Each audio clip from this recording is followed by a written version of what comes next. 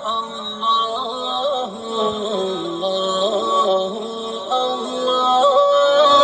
الله. الحمد لله رب العالمين، والصلاة والسلام على سيد المرسلين محمد وآله وأصحابه أجمعين. أما بعد، فأعوذ بالله من الشيطان الرجيم. بسم الله الرحمن الرحيم. تبت يدا أبي لهب وتب، ما أغنى عنه ماله وما كسب، سيصلى نارا ذات لهب وامرأته حمالة الحطب، في جيدها حبل من مسد. محترم حضرات، قرآن پاک کی یہ صورت جو سورہ لہب کے نام سے اللہ تعالیٰ نے نازل فرمائی، اس صورت کا شان نزول یہ ہے کہ اللہ کے نبی صلی اللہ علیہ وآلہ وسلم کو جب ایک مدت کے بعد میں اس بات کا حکم دیا گیا کہ اے محمد صلی اللہ علیہ وسلم اپنے گھر والوں کو آپ اللہ کے عذاب سے ڈرائیے، ہمارے اور آپ کے آقا حضرت محمد مصطفیٰ صلی اللہ علیہ وسلم کے اوپر یہ آیت جبرائیل امین لے کر کے آئے کہ وَأَنذِرْ عَشِيرَتَكَ الْأَقْرَبِينَ، کہ اے نبی اپنے قریب کے رشتہ داروں کو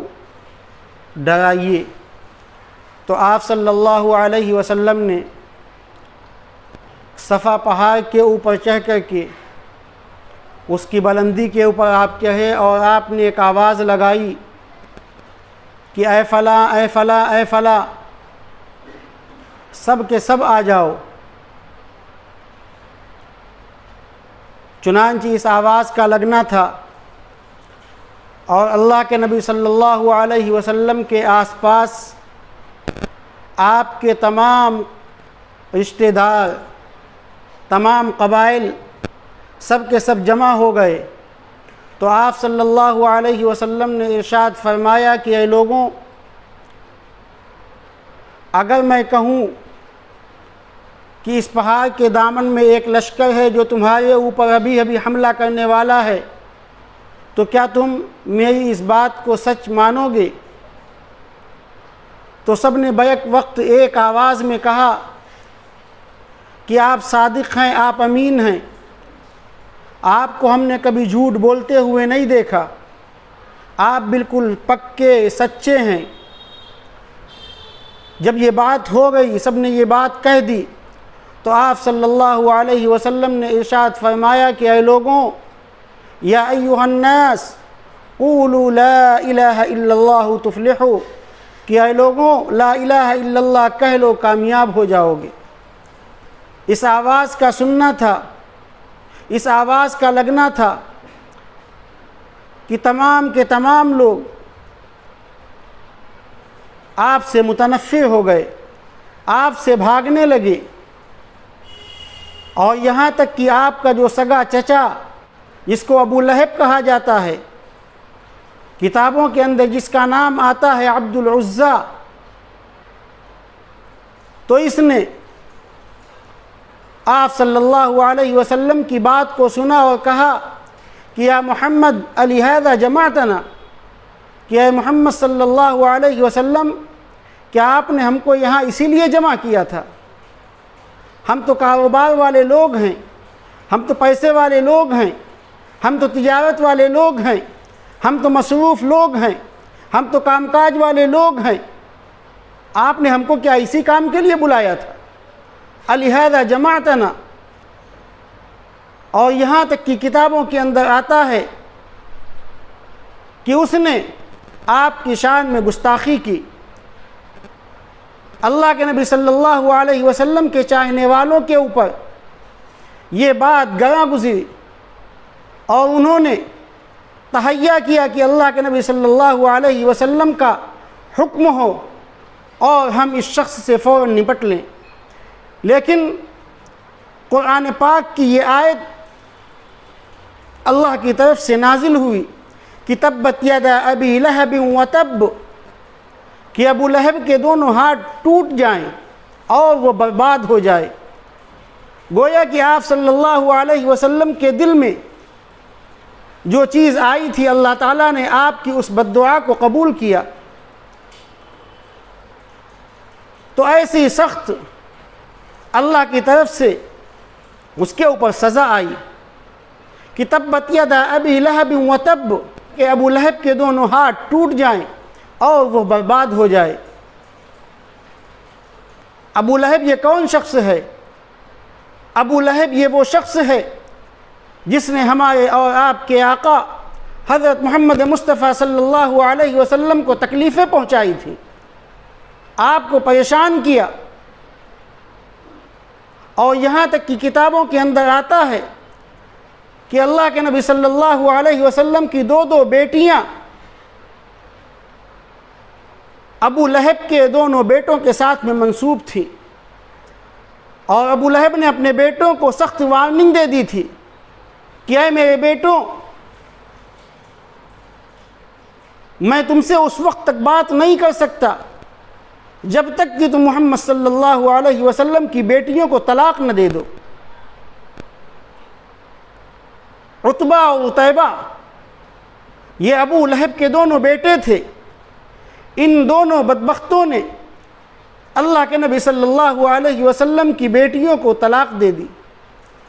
اور طلاق دینے کے بعد میں اس میں ایک بدبخت نے تو آپ صلی اللہ علیہ وسلم کے چہرے مبارک کے اوپر تھوک دیا۔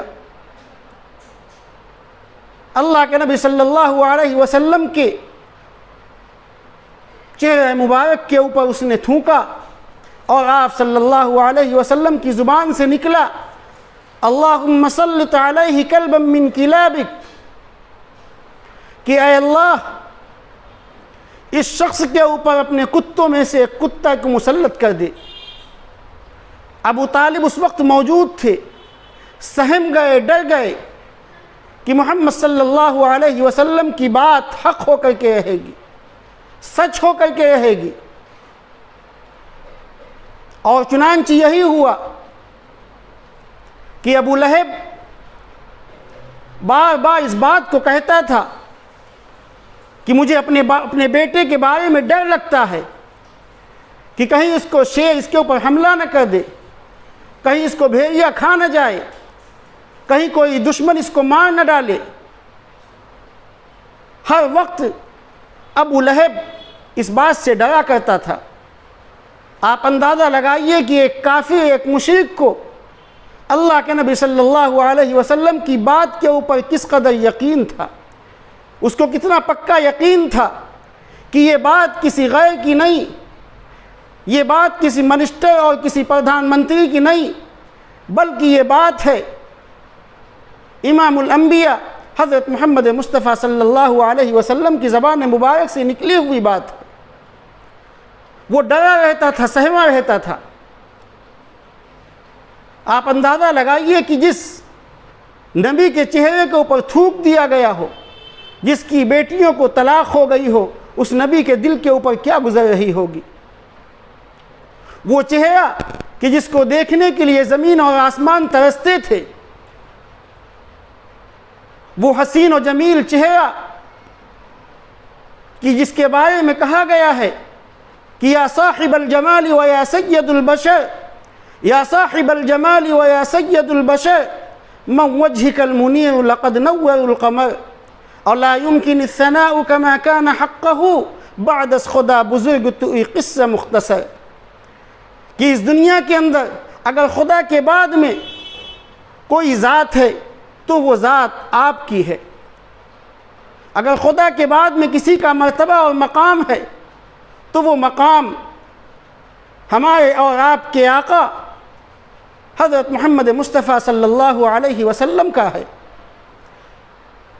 اور پھر اس کے بعد میں ہر وقت ابو لہب ڈرا رہتا تھا، سہما رہتا تھا۔ چنانچہ ایک مرتبہ ملک شام کی طرف ایک قافلہ جا رہا ہے، اور اس کے اندر اس کا بیٹا بھی موجود ہے۔ اور ابو لہب یہ کرتا تھا کہ اگر کہیں قافلہ جاتا تھا تو اپنے بیٹے کو سب سے بیچ میں سلاتا تھا تاکہ اس کو کوئی تکلیف نہ پہنچ جائے، کوئی پریشانی نہ پہنچ جائے۔ ملک شام کا سفر ہو رہا ہے، تجارتی سفر، پورا کا پورا قافلہ ساتھ میں ہے، چلتے چلتے ایک جگہ رات ہوتی ہے، وہیں پر اس قافلے نے پڑاؤ ڈالا، اور پڑاؤ ڈالنے کے بعد میں تمام قافلے والوں کے سامان کو جمع کیا گیا اور ایک ٹیلا بنا دیا گیا خوب اونچا۔ تمام قافلے والوں کو اس ٹیلے کے چاروں طرف سلایا گیا اور اس کے بیٹے کو اس ٹیلے کے اوپر، اس اونچائی کے اوپر سلایا گیا تاکہ اس کو کوئی تکلیف نہ پہنچنے پائے رات میں۔ لیکن جب رات اپنے شباب کے اوپر پہنچی، جب رات تاریک ہو گئی، تو ایک شیر آتا ہے اور تمام قافلے والوں کے منہ کو سونگھتا ہے، تمام قافلے والوں کے منہ کو سونگھتا ہے، ہر ایک کے منہ کو اس نے سونگھا لیکن کچھ نہیں کیا، اور اچانک ایسی اس نے چھلانگ لگائی، ایسی چھلانگ لگائی کہ اس ٹیلے تک وہ پہنچ گیا۔ اور ٹیلے پر پہنچنے کے بعد میں ابو لہب کے بیٹے کو ایک وار میں اس کی گردن کو اس کے جسم سے الگ کر دیا۔ اس نے آواز لگائی کہ اے لوگوں میں مر گیا۔ جب تک کہ لوگ وہاں پر پہنچے اس کا کام تمام ہو چکا تھا۔ تو میرے بھائی یہ ہے کہ جو لوگ دین کے کام کرنے والوں سے، جو لوگ اللہ والوں سے بغض رکھتے ہیں، عداوت رکھتے ہیں، دشمنی رکھتے ہیں، کام نہیں کرنے دیتے ہیں، اللہ تعالیٰ ان کے ساتھ میں یہ انجام کرتا ہے۔ دنیا کو اللہ نے دکھا دیا کہ جو شخص دین کا کام کرنے والوں کا پیچھا کرے گا، جو شخص دین کا کام کرنے والوں کو برا بھلا کہے گا، جو شخص دین کا کام کرنے والوں کے راستے میں روئے اٹکائے گا، اللہ تعالیٰ اسی طریقے سے اس کو دنیا کے اندر بھی ذلیل کرے گا اور کل آخرت کے اندر بھی اللہ تعالیٰ ذلیل کرے گا۔ اللہ کے نبی صلی اللہ علیہ وسلم نے ارشاد فرمایا کہ من عاد لی ولیا فقد آذنتہ بالحرب، جس نے میرے کسی ولی سے بغض رکھا، عداوت رکھی، تو اس سے میرا اعلان جنگ ہے۔ یہ حال ہوا ابو لہب کا، اور پھر اس کے بعد میں غزوہ بدر کے بعد میں اس کا خود جو حال ہوا ہے، میرے بھائی وہ حال اگر بیان کیا جائے تو رونگٹے کھڑے ہو جاتے ہیں۔ غزوہ بدر کے بعد 7 دن ہوئے، اور ان 7 دنوں کے بعد میں اس کو ایسی طاعون کی بیماری لگی کہ اس کے گلٹی نکل آئی۔ گھر والوں نے اس کو اپنے سے علیحدہ کر دیا، الگ کر دیا، اور اسی بیماری کے اندر وہ مر گیا۔ اور مرنے کے بعد میں کئی دنوں تک اس کی لاش بے گول کفن پڑی رہی، کوئی اس کو دفنانے والا نہیں، کوئی اس کو نہلانے والا نہیں، کوئی اس کو قبر کے اندر اتارنے والا نہیں، بے گول کفن اس کی لاش پڑی رہی۔ لاش کے اندر سے بدبو نکلنے لگی، اور پھر اس کے بعد میں اس کے بیٹوں نے کچھ مزدوروں کو بلایا اور قبر کھدوائی، اور اس کے بعد میں لاٹھی اور ڈنڈے سے اس کی لاش کو دھکا دے کر کے اس قبر کے اندر ڈھکیل دیا گیا۔ تو یہ خود اس کا حال ہوا۔ اللہ تعالیٰ نے اسی کو ارشاد فرمایا کہ تبت یدا ابی لہب، کہ ابو لہب کے دونوں ہاتھ ٹوٹ جائیں، وہ برباد ہو جائے۔ ما اغنى عنہ مالہ وما کسب، اور اس کے مال نے اور جو کچھ اس نے کمایا تھا کوئی فائدہ اس کو حاصل نہیں ہوا۔ وہ یہ سوچتا تھا کہ کل میدان محشر میں اس مال کو دے کر کے اور جو کچھ میں نے کمایا ہے یہ سب کچھ دے کر کے اللہ کو میں اپنی جان کو بچا لوں گا، لیکن اللہ تعالیٰ نے ارشاد فرمایا کہ ما اغنى عنہ مالہ وما کسب، کہ اس نے جو کچھ مال کمایا تھا اس مال نے اس کو کوئی فائدہ نہیں دیا۔ سیصلی نارا ذات لہب،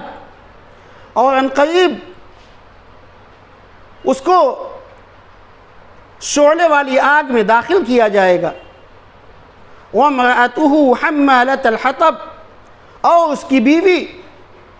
جو اپنے سر کے اوپر لکڑیوں کے گٹھر کو لاد کر لاتی تھی، اس کی بیوی ام جمیل کا یہ حال تھا کہ جنگل میں جاتی تھی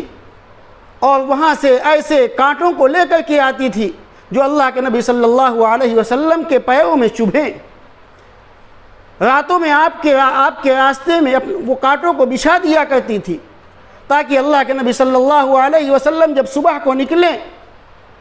تو آپ کے پیروں میں یہ کانٹے چبھ جائیں۔ اس طریقے سے ان دشمنوں نے امام الانبیاء حضرت محمد مصطفیٰ صلی اللہ علیہ وسلم کو دین کے کاموں سے روکنے کی کوشش کی۔ اللہ تعالیٰ نے اس کا انجام بتلا دیا کہ وَامْرَأَتُهُ حَمَّالَةَ الْحَطَبِ فِي جِيدِهَا حَبْلٌ مِّن مَّسَدٍ، اور اس کا یہ حال تھا کہ جب گٹھر کو لادتی تھی تو اس کی رسی کو اپنی گردن میں لپیٹ لیتی تھی تاکہ گٹھر پیچھے گرنے نہ پائے، اس کا یہ حال تھا۔ اسی طریقے سے ایک مرتبہ جب وہ لکڑیوں کو لے کر کے آ رہی تھی، راستے میں تھک گئی، ایک جگہ بیٹھی اور وہ اس کا گٹھر جو ہے وہ پیچھے کی طرف الٹ گیا اور اس کی گردن میں رسی پھنس گئی اور اس کا وہیں پر انتقال ہو گیا۔ اسی کو اللہ تعالیٰ نے کہا ہے کہ فی جیدہا حبل من مسد۔ تو یہ ہے ان لوگوں کا انجام کہ جنہوں نے دین کے راستے سے لوگوں کو روکنے کی کوشش کی ہے، اور آج بھی اللہ کا وعدہ ہے کہ جو شخص بھی دین کے کاموں سے اللہ کے بندوں کو روکے گا اس کا انجام یہی ہوگا۔ اللہ سے دعا ہے کہ اللہ تعالیٰ ان تمام چیزوں سے ہم سب کو بچائے اور دین کے کاموں میں ہم سب کو آگے بڑھ چڑھ کر کے حصہ لینے کی توفیق نصیب فرمائے، اور دین کے کاموں میں اللہ تعالیٰ ہماری مدد فرمائے۔ وَلَيَنْصُرَنَّ اللَّهَ مَنْ يَنْصُرُ، اللہ کا اعلان ہے کہ جو شخص بھی اللہ کے دین کی مدد کرے گا، اللہ کے دین کے لیے نکلے گا، اللہ کے دین کے لیے کوشش کرے گا، اللہ تعالیٰ اس کی ضرور بالضرور مدد کرے گا۔ اللہ تعالیٰ ہم سب کو عمل کی توفیق نصیب فرمائے۔ وآخر دعوانا الحمد للہ رب العالمین۔